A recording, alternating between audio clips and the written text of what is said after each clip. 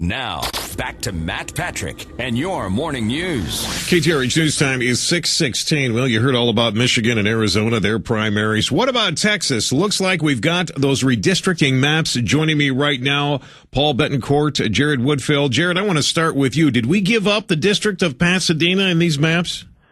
Well, it just depends on how you look at it. At this point in time, it at best is 50% Republican, and so it's not what we had coming out of the legislative session. And we've got a county here where in 2010 we swept every single countywide office. Yet we have a delegation of 12 Republicans and 12 Democrats. That does not reflect voting patterns in Harris County, and I don't think that's fair. Paul Bettencourt, former tax assessor here in Harris County. All right, Paul, are you happy with these maps? Have you had a chance to take a look at them? Well, what we've got, Matt, is at this point in time, as Jared said, the best that Republicans can do in Harris County is a 12-12 split, and that's assuming that Representative Legler can win in Pasadena. Now, when you look at it, I'm a little more optimistic than Jared is.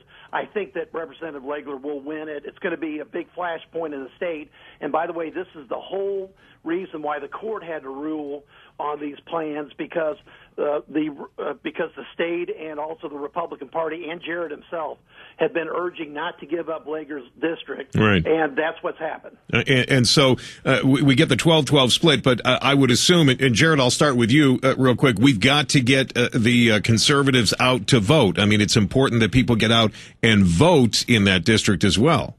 Absolutely. It's all about turnout. What we're going to be doing is working our ground game as hard as we possibly can to let folks know what's at stake, because we have a session coming up in 2013 where Ken Legler's vote will be very important for Southeast Harris County, for the state of Texas, and we're going to do everything we can to make sure he is reelected. All right. Now, Paul, do we have assurance here that the 9 minority groups that were contesting these maps are all going to be in agreement? That's the one thing we know for sure. They're not in agreement. Some of them, are going to accept the map. Some are probably going to think seriously about appeal. Statewide, there's a lock on 25 congressional seats for Republicans and 11 for Democrats. The numbers are really clear on that. So we'll have to wait and see. Bottom line is, my guess is we'll be back in the Supreme Court with one of the plaintiffs soon enough. Brother. All right.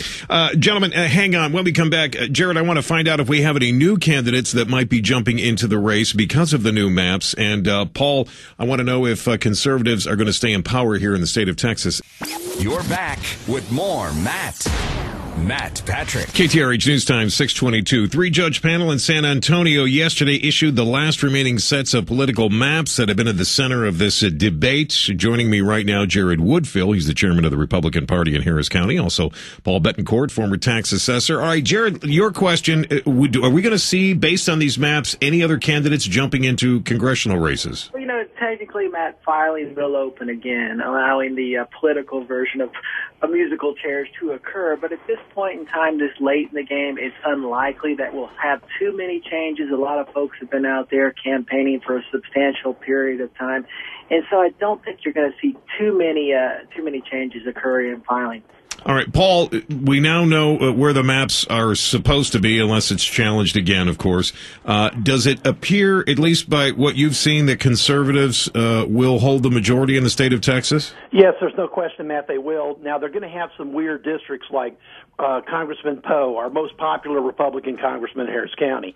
He starts off being the congressman of Lake Houston. You go to Humble. His district gets about 100 yards wide at the Montgomery County line.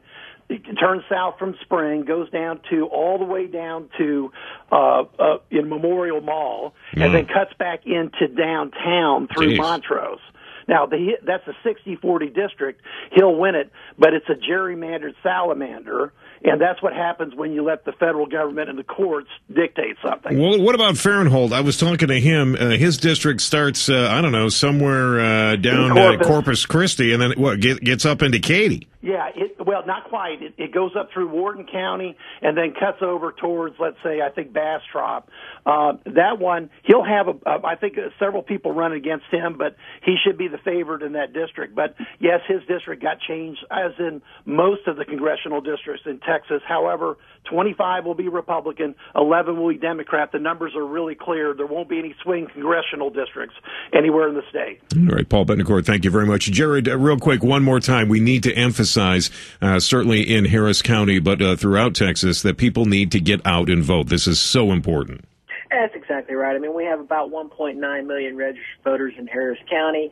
It makes us larger than approximately 24 states. And really, Texas, as the state of Texas will go as Harris County goes. So, again, get out and vote. Take your neighbors and your friends. Don't leave any Republican voter behind. All right, gentlemen, I thank you for your time. As always, early this morning, we'll continue to follow this, and hopefully these are the maps that will hold, and May 29th will be the primary here in the state of Texas. And, of course, we'll have it for you as we are your election headquarters here at Houston's Morning News, News Radio 740 KTRH.